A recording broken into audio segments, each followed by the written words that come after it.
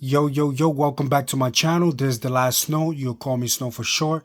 And we are here back again with another Fusion World deck profile. I know it's been a minute, but I'm definitely back. And I got you guys today with this deck profile. And it's one of my favorite leaders right now into this meta. And it's Shallot. I know. A lot of people's like, yo, why Shallot? I feel like Shallot is still strong in this meta. And I'm going to let you see what I have in store for you guys with this deck profile. We already know on the front side is 15k swing, cannot draw. We know that already. But activate main, tap 4 energies, play up to 1 battle card with 10,000 combo power, and saying an special traits from your hand. So, we want to establish that as soon as possible. We already know which is the key card, and if you don't know what key card you have to play on your first battle card to summon at 4, I will let you guys know. But let's start it off on breaking each card down and why do I play it. On the Awakened side, it's a 20k swing. When attacking, draw 1 card. Now that's the plus. He gets the draw power. And then the effect from the front and the back end is still the same. Activate main, top 4 energies. Summon a 4, basically a 6 cost, 10,000 combo power battle card. And basically cheating out 2 turns earlier. So that's the good thing about Shallot on the front side. So you try to awaken as soon as possible, right? And then to top it off with this, I have the energy marker that matches the card. Gold energy marker, definitely looks beautiful. I'm still trying to get the leader gold. So if anybody knows about anybody that's trying to sell the Shallot, let me know in the comments below. And before we even continue, just make sure you comment, like, share, and subscribe to my channel. And hopefully you guys enjoy the deck profile. I'm going to put this on the side. Hopefully you guys like my mat. Bardock is still my favorite leader of all times in the game, Fusion World. Basically, the mat has every single leader that I have played with since the game started. The Last Elements is my team that I have that supports me through and through with the logo on top of the Last Elements. Then at the bottom of the mat, you see my name, The Last Snow, with the QR code at the side. Definitely works. It's easier for me to, share out my information of all the streaming services, all my social media to people that want to know who I am. They just scan my QR code and boom, bada bing, bada boom is on your phone, and then you get to see what I have. But let's get to it. Let's get into this deck profile. Just top it all off. We're gonna start with 3. I played 3 of the Kakarots. 1 drop, 5k combo. You already know. On play, place 1 card from your hand to the top or the bottom of your deck. If you don't have an energy marker, you place 1 energy marker. This card, I definitely want to have it in my deck because just in case if I don't get the chance to go second and I get this into my hand, I want to play the curve. I want to get the energy marker as soon as possible so I could get to 4 energies, get to summon one of my big bodies and start applying pressure to my opponent while I'm still not awakened. So let's think about that. That's at the beginning of the game.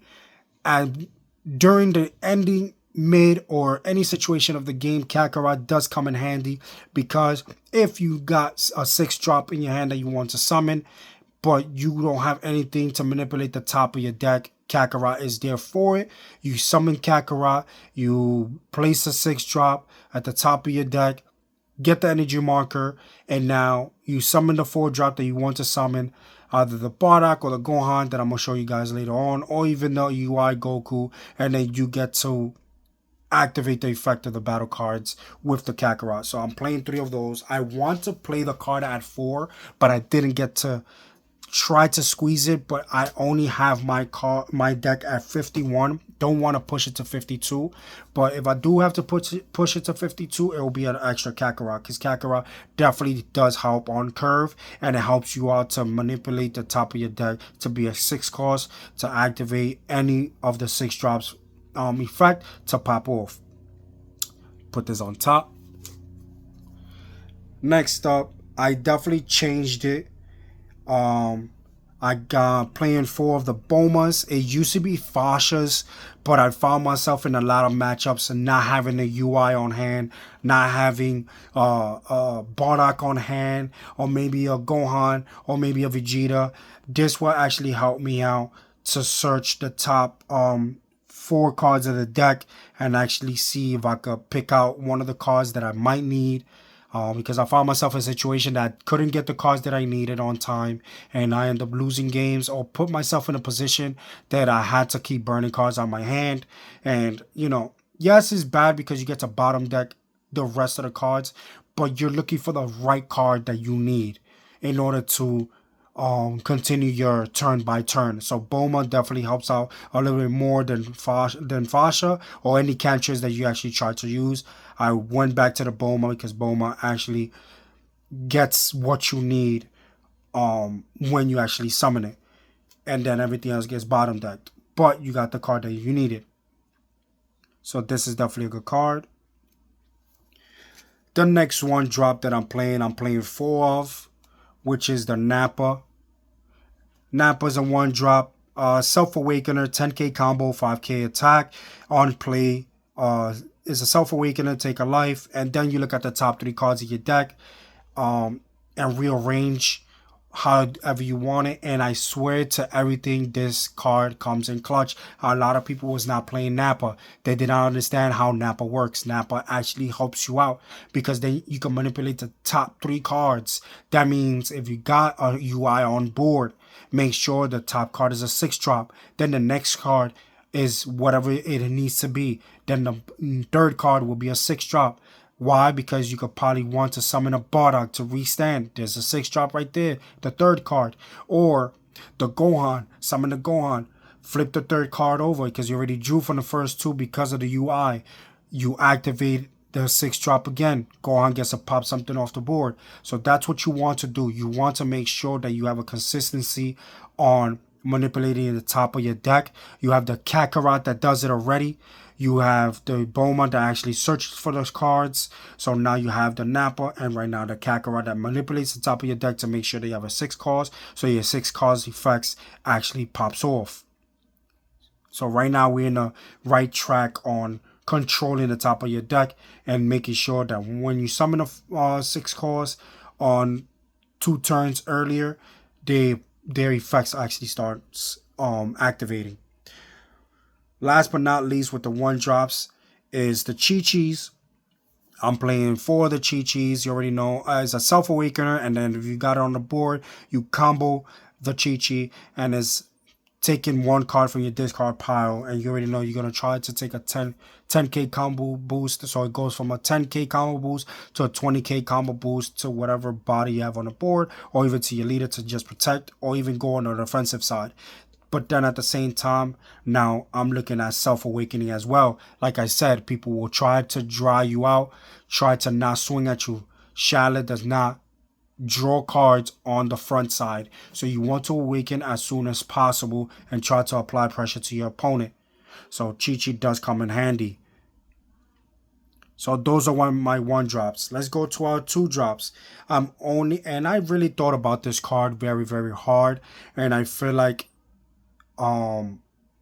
it was too much of a dead card to actually keep charging it because it came out at the wrong time. But it does help out in certain situations, certain matchups. But I'm only playing 2 of the Trunks. Trunks definitely protects.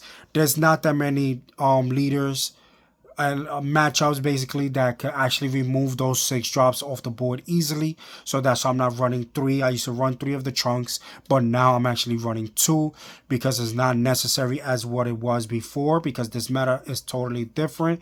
2 should be fine, and it's definitely on 2 depending on the matches that you're playing. You get to have this on board, you get to apply pressure, and your opponent cannot even remove your 6 cause bodies off the board because they have to remove this first.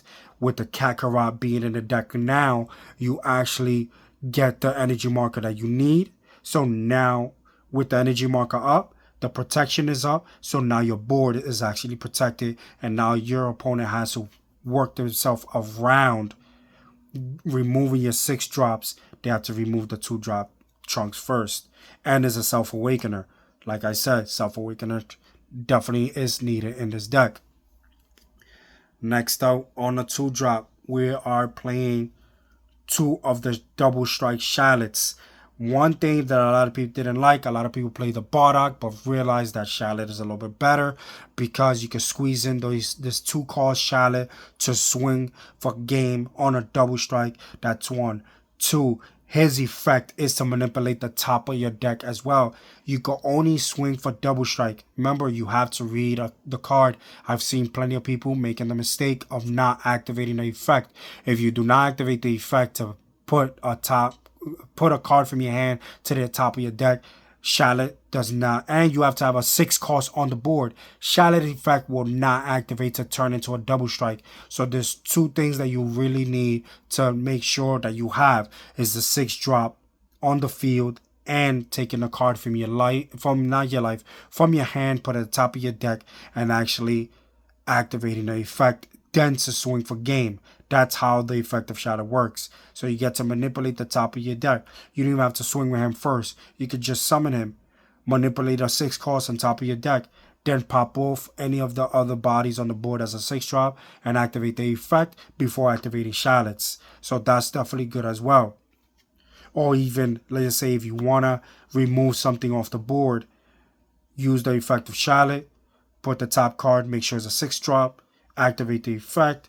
You got a 6 cost on board. It don't matter what 6 cost it is, but let's just say you got a Gohan. Summon the Gohan. Flip the card. It's a 6 drop. Pop the body off the board. It could be a blocker or whatever the case may be. But now you can apply pressure to your opponent. Just in case if they do combo out, you got to remove a big body off the board to protect yourself for next turn. So that's something that you have to keep mindful of too.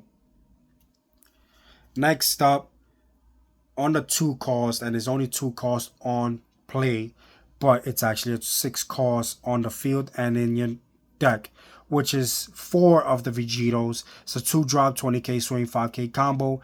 It does the same thing Kakarot does, but it's just a turn later, which is not that bad because now you could do on curve. Like if you don't end up getting to go second, you have 3 of the Kakarots and then you have 4 of the Vegetos to actually get the energy marker to make sure that next turn it's already you going into 4 energies, summoning your first body, your 6 cost body on the board, and start applying pressure to your opponent.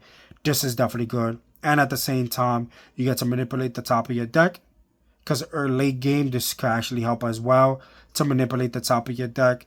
Get the energy marker. If you got a 6 cost, let's say if you got a UI on board, you already got the 6 cost on top of your deck. Because of the Vegeto, UI swings, activate the effect. It's a 6 cost. Now you draw that card and the next card. So now your hand size is increasing and you have an extra body on the board. So now 20k swing. Then you have your UI. Or let's say if you want to summon the Gohan is there because you use the effect to put a 6 drop on top of the board, on top of your deck.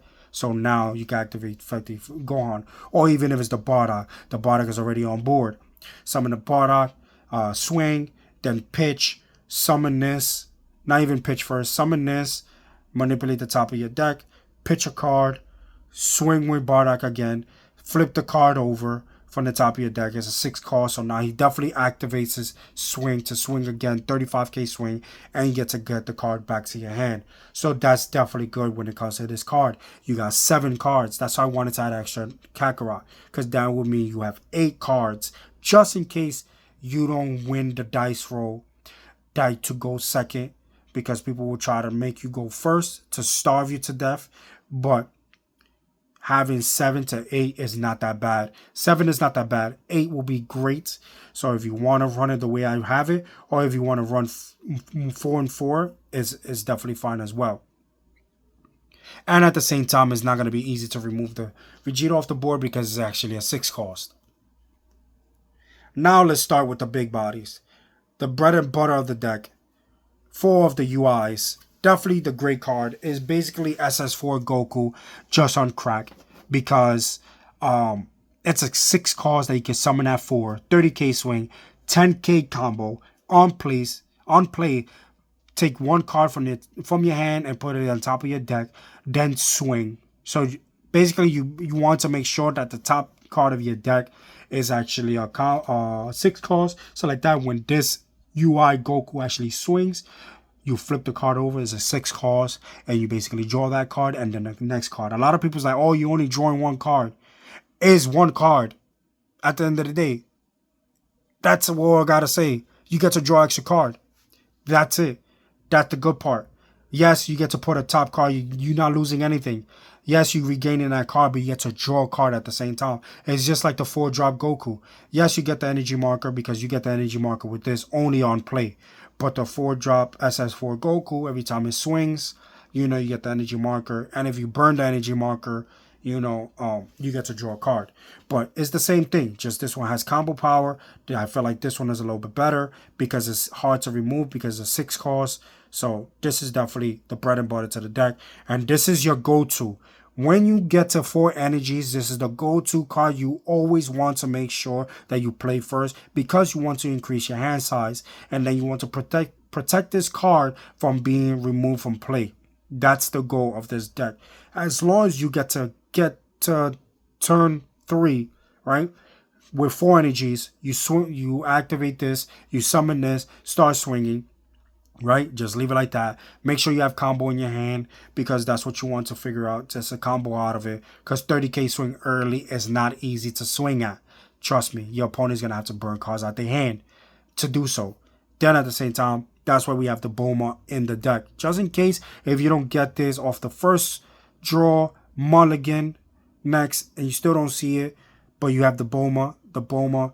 Hopefully you hit the jackpot to actually see this on the top 4 cards and you get the UI. You always want to go with the UI. UI should be the first 6 cards that you actually play on board. Next up, we're playing 4 of the 6-drop Sun Gohan Childhood, 35k swing, 10k combo on play. Reveal the top card of your deck, and if it's a 6 cost, you get to pop the body off the board. No restrictions. If it's rested or not rested or anything else, the only thing they can't pop is barrier. But it's definitely a card that you want to play 4 of. A lot of people playing 3, but I want to secure that I have a lot of removal in this deck. So this is a card that I want to max out on because if you're playing against a mirror match, this is the go-to, making sure that you have this on your hand. You want to blow up something off the board, or if you're playing against a Brawly leader, you blow up something off the board. Same thing if you're playing against any other leader, if they have a 5-drop or more, you want to summon this and blow it up the board and apply pressure 35k swing. You just got to manipulate the top of your deck, which you have Kakarot for, which you have Nappa for, which you have the Vegito, and then you have the Goku for. So that's a lot of cards in your deck that manipulates the top of your deck to make sure you have a 6 cost on the top of your deck to activate this card once you summon it. Next up, we're playing 3 of the Son Goku / Bardock. I wanted to play that 4, but I feel like it's a little bit too excessive. Because you don't really want to keep pitching a lot of cards at your hand because your hand size is not going to be as great. So 3 should be fine. It's a 35k swing, 10k combo. Once attacking once per turn, choose a battle card with the cost of 2 or less in your opponent's battle area and KO it. That's definitely good. Small bodies get removed. If you're mirror matching, you remove their trunks to make sure that they don't have their board protected. And then at the same time, you get to discard 1 card from your hand, reveal the top card of your deck. And while you reveal the top card of your deck and it's a 6 cost, you get to restand this card again. Is either you choose to swing again and apply more pressure, or you leave him restanding. So like that, your opponent does not get to swing to him directly. Just in case you're not awakened yet, you force your opponent to swing at your leader. So like that, you get to get more cards into your hands and get closer to awakening. Let's put this right there. Next up, we're playing 3 of the 6-drop Vegeta, 30k swing, 10k combo. You basically want to summon this when you're playing against a deck that has or like to summon wide boards. Basically, you'll get to swing at the opponent's board. Let's make them pitch cards out their hands.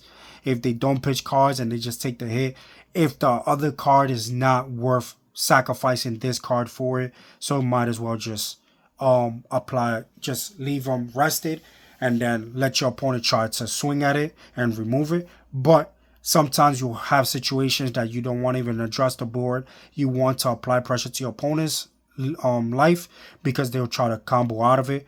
And you already know at the end of the battle, you can activate the effect to pop this and then pop 2 or 4 cost or less off the board. So you don't even want to waste your swing at a board, something on board, and you want to swing for lead. So, but it all depends on the situation that you're in and the matchup that you're facing. Do you want to swing for board so like that they can burn cards at their hand, or do you want to apply pressure to your opponent's life so like that they actually burn cards at their hand? Or if they take the life, blow up board, and they have to start from scratch on building a board while you still have other cards on the field that, will still swing for the next turn. Next up, the next bread and butter, the boss of the bosses card that game changes this deck is 3 of the Gojitas. 4 is too excessive, 2 is alright, but 3 is just right. 6 cost 40k swing Gogeta, 0 combo on permanent. This card basically, no card while this card is on the board, no card on the field can restand. No energies, no battle cards, nothing can restand while this card is on board. Your best bet is to not swing with this card, just to leave them there. And if you got the trunks on board, that basically protect this card, so you'll be good. So if you do have the trunks, I suggest you swing with this card, 40k swing, and then, it's going to be rough for your opponent to swing over the 40k swing, because you're not going to combo as much, but they will have to combo a lot out of it. But at the same time, once you summon this guy, you get to remove a body off the board. And then you get an energy marker. It's not a KO, it's actually a removal. So there's a lot of cards nowadays that has the can't be KO'd. That's not the effect to this card. This actually just removes the card off the board, and you get an energy marker, so that's good. So playing 3 of these, you want to go as soon as possible to 6 to summon this, especially going against yellow. Yellow, every single deck likes to restand energies, so you want to make sure that you have that card on hand and to summon. Now let's go to our extras. I had to switch this a little bit up because this card definitely makes a lot of sense to this deck, which is playing 3 of the Burning Power of Instincts. I had it at 2. I found myself in a certain situation. I had to charge 1, and it kind of screwed me up because I needed it, but I needed to charge it because everything else in my hand was actually good, but I didn't realize that it was actually going to summon like small bodies. So definitely want to play this maxed out at 3. 3 is good. 4 is a little bit too much. 3 is good. And making sure that you have a 6 cost, which we have plenty of the 6 costs into the deck. Make sure the 6 cards on board, so you can activate this and pop a 3 or less early game or even late game, just in case if they're trying to summon like small bodies, try to build up a board. This is what your go-to is if you don't have the Vegeta, because the Vegeta summon pops 2 or less. 2 bodies, 4 costs or less. You will have this 3 costs or less. You have the Gohans as well that does the removals. You have the Gogeta that does the removals. And then you have the Bardite that does removals. So you have a lot of removals in this deck. So let's think about that. Next up, 2 of the Ultimate Sparking. Definitely the best extra card in black right now, because if you have the energy marker and your opponent is wide on the board, you get to sacrifice the energy marker to combo out with 20 plus combo power, and you get to lock a card on your opponent's battlefield to not swing for the turn. So that's definitely good. Sometimes it's perfect, works perfectly versus Brawly, because Brawly has a swing with lead before summoning the body, the 8 cost or the 9 cost, whatever the situation is, and then you get to activate this and lock that Brawly that just got summoned to the board, and it cannot swing with it. So Brawly has a disadvantage with that, because if we have the Gogeta on board, gives you the energy marker, then you summon this, your opponent is screwed because they can't restand on none of the Brawlies because they come rested, and you get to lock with this as well. So this is definitely a great card to have in your deck. Another card that is actually good as well, extra card, I'm playing 2 of the I'm gonna end you is a 1 cost. Activate battle, either your turn or your opponent's turn. The only difference between Sparking Zero with this is that Ultimate Sparking is actually a card that you only can use on your opponent's turn. This card you can actually use on your turn and your opponent's turn. But the key to this, if you have this card early, like let's just turn 2 or turn 3, your opponent's trying to swing at something on the board, you activate this card, you get to draw a card. So you're not losing a card out your hand. You're basically just building up, replacing this card with another card. That's it. So this is definitely a good card to have. And especially if you're trying to go for a game, applying way more pressure to your opponent is definitely good as well. And to finish it off, 4 of the super combos, Kinkaman, however you want to pronounce it, definitely a good card. Standard, every deck has to have super combos, so definitely good to have. So playing 4 of these. So that's my deck profile, guys, for Shallot.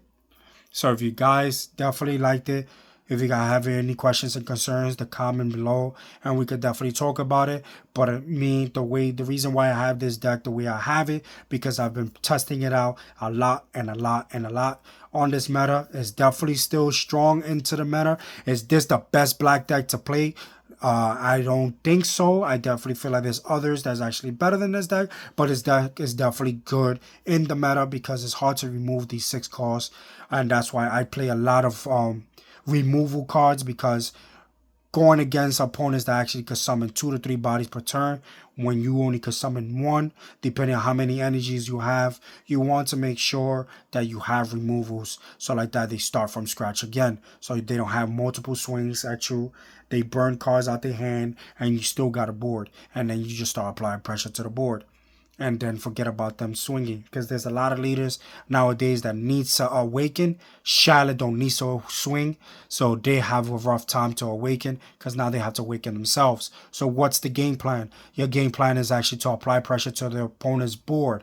30k swings, 35k swings, 40k swings, whatever you have on the board, just continue swinging at board. Let them awaken themselves. That the minute that they don't have nothing on board, that's when you start swinging at lead.